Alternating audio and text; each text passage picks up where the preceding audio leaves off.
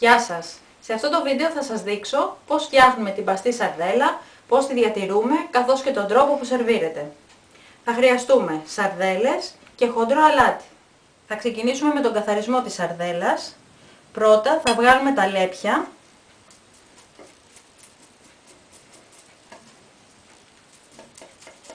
Όσο περισσότερα μπορούμε.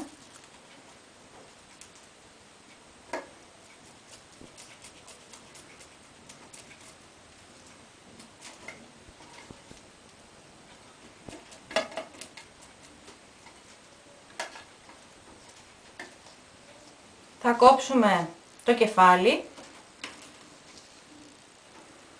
και θα αφαιρέσουμε και τα εντόστια. Προαιρετικά, αν θέλουμε, μπορούμε να φιλετάρουμε την σαρδέλα έτσι ώστε να μειώσουμε το χρόνο που θα την αφήσουμε στο αλάτι για να παστωθεί. Έχουμε καθαρίσει και ξεπλύνει τις σαρδέλες και τις έχουμε αφήσει 5-10 λεπτά να σρακίσουν από τα νερά. Σε ένα μπολ σουρωτήρι, πλαστικό ή ανοξίδωτο, θα βάλουμε μία στρώση σαρδέλες, κατά αυτόν τον τρόπο, έτσι, και θα απασπαλίσουμε με αλάτι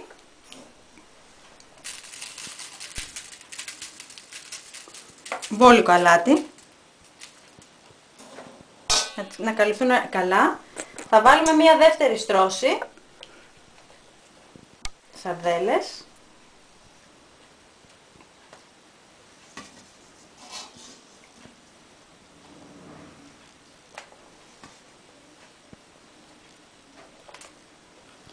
πάλι θα καλύψουμε με αλάτι,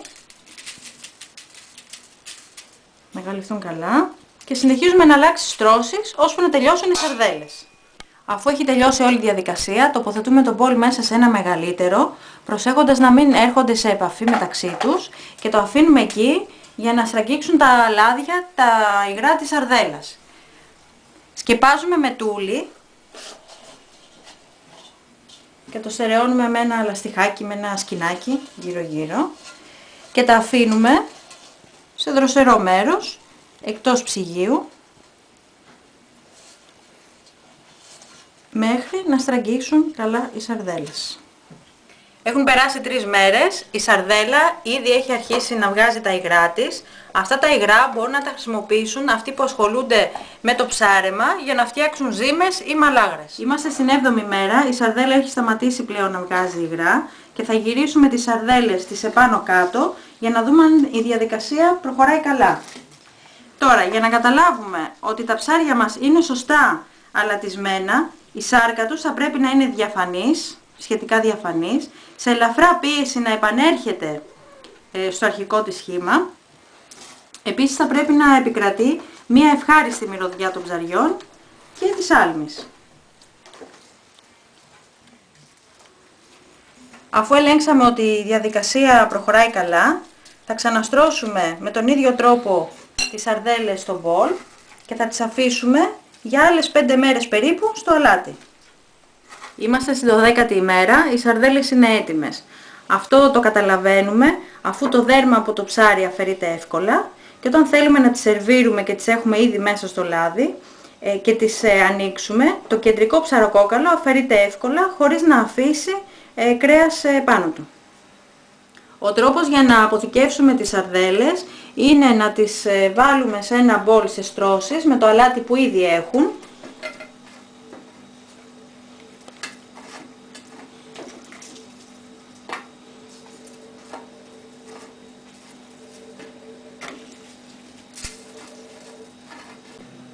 και να προσθέσουμε λάδι έτσι ώστε να τις βάλουμε στο ψυγείο. Κατά προτίμηση βάζουμε σπορέλαιο που δεν παγώνει στο ψυγείο, εμείς εδώ όμως τώρα βάζουμε ελαιόλαδο.